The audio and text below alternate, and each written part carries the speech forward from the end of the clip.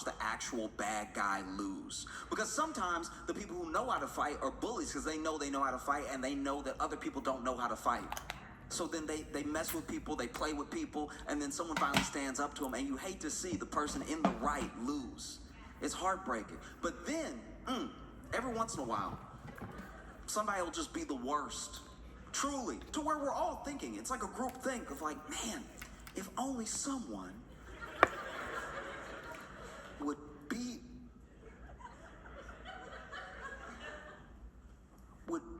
the Skittles out of them. Like,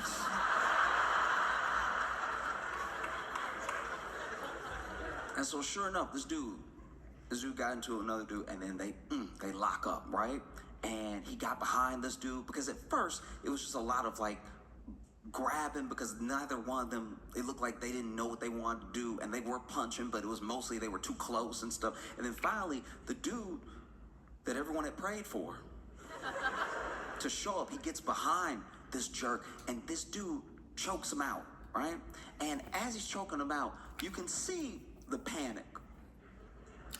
If this dude that's getting choked out, because at first he thinks he can fight the hands, and then he realizes he can't, you know? And so you just see him sort of like,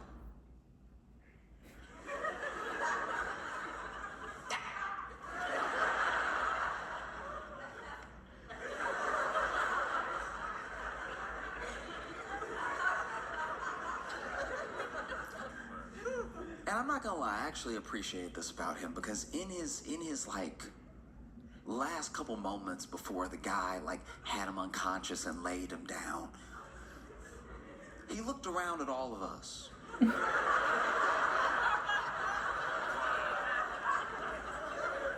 He looked around at all of us and he saw a bunch of people that not only weren't gonna help, there were two people independently that kind of looked like they were about to start a slow clap.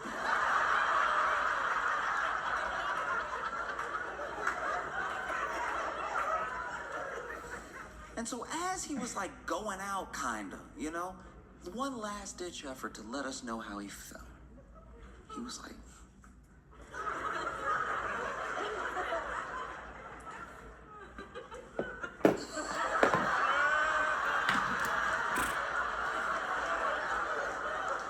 and I was like, that's somebody that really means it. That's someone who's being himself through and through, you know. I don't know if people here are aware or if you saw what happened this week with DeepSeek and the sort of like wild AI week that we've been having, the U.S. and China. But basically, just so you know, OpenAI is the company where ChatGPT comes from and everything.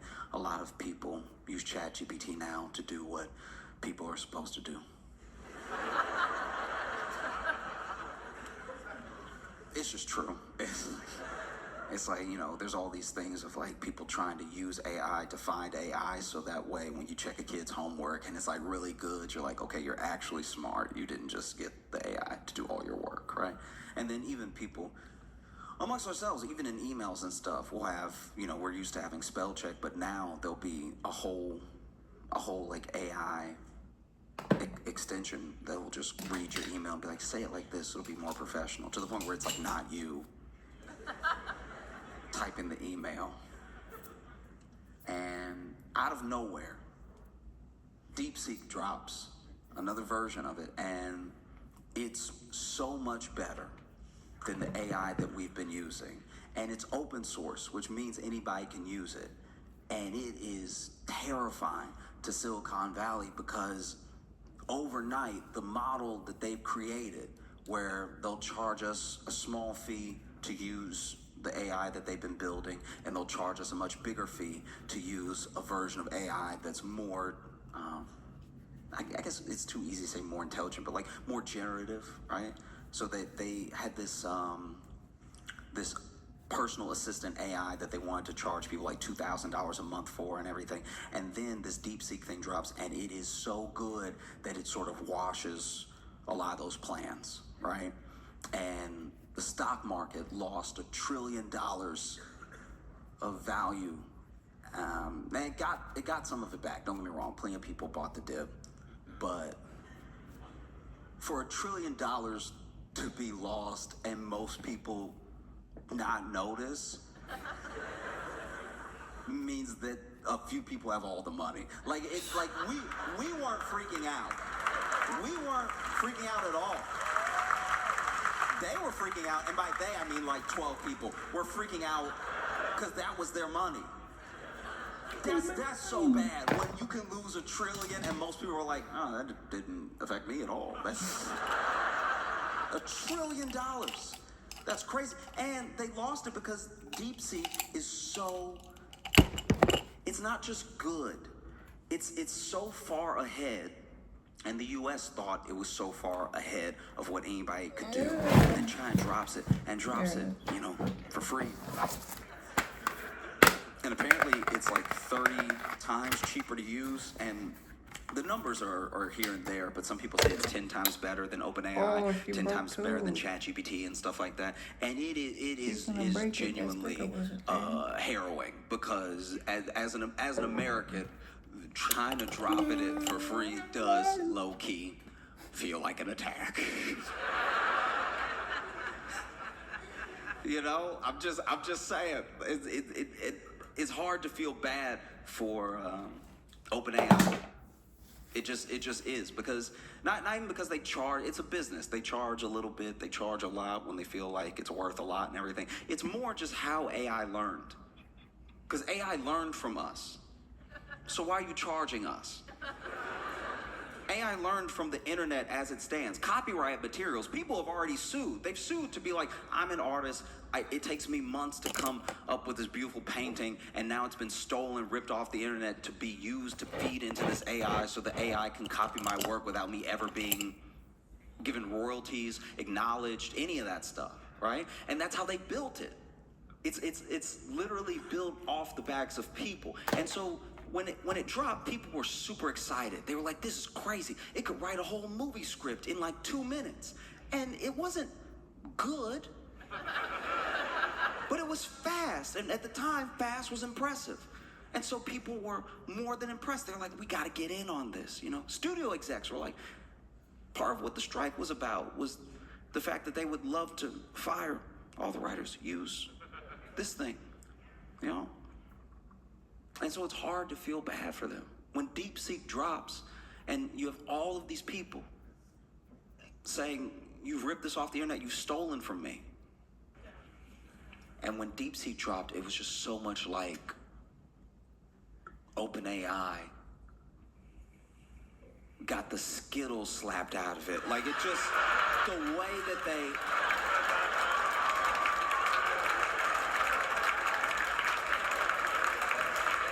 The way they were just looking at the ground, like, are those teeth? I don't know.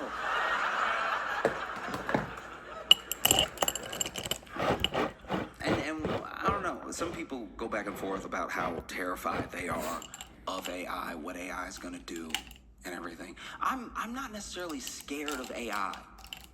I'm not, because no matter what it can do, is a tool.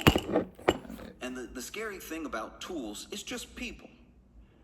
You know, it's a tool, and any tool can become a weapon. You could use a shovel to kill somebody. You know? I had that yep was... that... I know it's dark, but it feels like we're admitting to things. Like, I like to make people feel comfortable, but there's a level of comfort that you should still keep a few things to yourself. That yep was too knowing. That's upsetting. Whoever made the shovel was just trying to get the dirt up faster.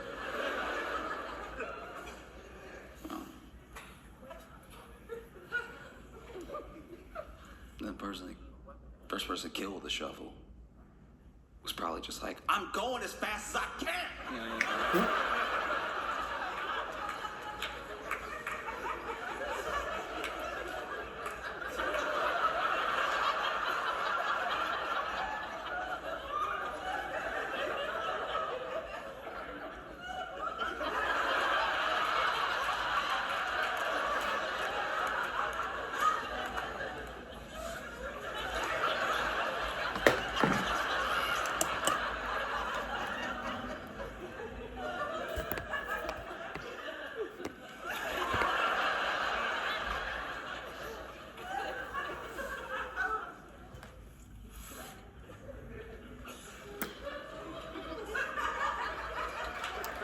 Right.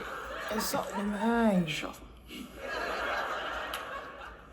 And so you have this situation where AI is this incredible tool, but it immediately became weaponized against the working class, against regular people, because it could have been used as this tool that helped all of us do our jobs better, make our lives a little bit easier. But instead of any of that, it quickly became something that employers said, oh, we could just get rid of people. We just get rid of people. We could save all this money. AI won't need health care.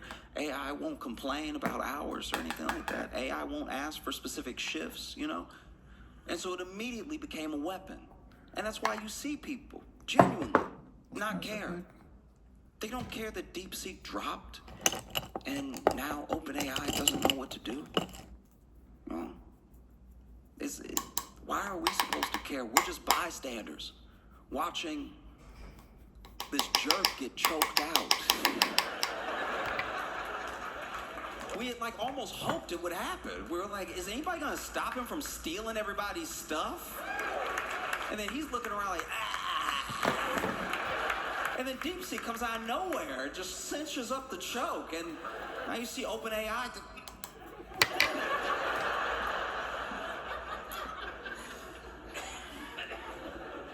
Because the thing that I do fear with AI, and there's not many things, but a couple is, one, the way people use it, because I think people weaponize it against each other, and two, I do think that we're getting to a place now, because of how good DeepSeek is, that we now are so excited to be behind the wheel of a new car that goes faster than any car that we've had before, but we're not really sure how to drive it.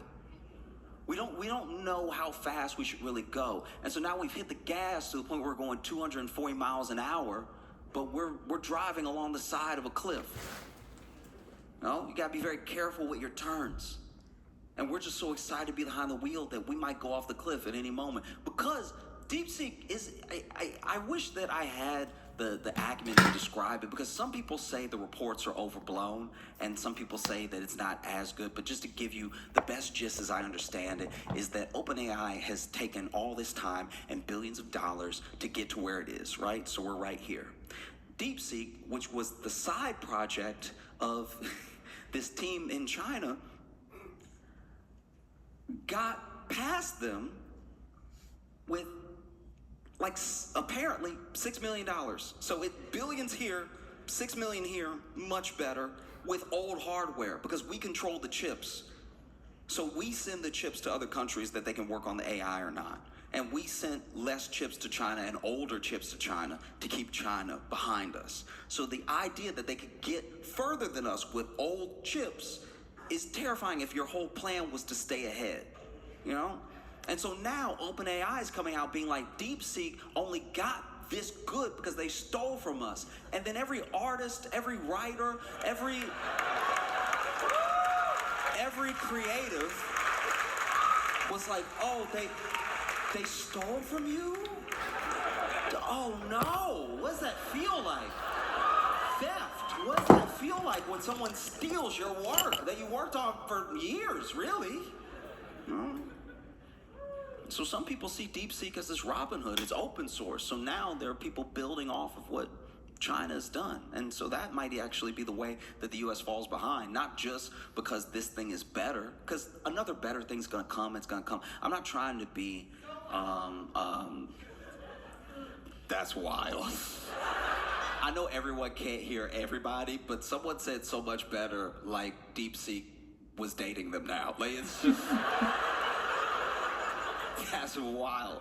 It's just, I will say this though, you know, we have to understand what we're making as we make it. And my fear with AI is that we get so excited to be ahead. We get so excited to be in this like arms race of intelligence that we're not really thinking about where it's gonna take us. We haven't planned for it, you know? One of the reasons that Oppenheimer made his life's work after the bomb arms talks was because he knew, okay, if we stop right here and we show people what it can do, that should actually be a deterrent. But it wasn't. And as soon as he saw that it wasn't, he tried to make it one, because he was like, guys, if you keep building a bigger and better bomb, Russia will build a bigger and better bomb. China will build a bigger and better bomb. Everyone that can build one will build one, just so that they can get ahead. We're in a race towards the end. For what reason? You know, and that's how I feel about AI sometimes. It's like you want the most intelligent, you want the fastest, you want the smartest, whatever. Someone asked DeepSeek a question. I don't know what the prompt was, by the way. And I hope that this is fake, because it is stressful. I hope that DeepSeek was just doing what OpenAI did, that it just stole it from a poet or a writer somewhere in history that I'm not aware of. But someone asked DeepSeek something. I don't know what it was. Something. And then DeepSeek said, I am what happens when you try to carve God out of the wood of your own hunger. And I have not slept since. I don't even know what that means. But I know it sounds like it's in the Bible.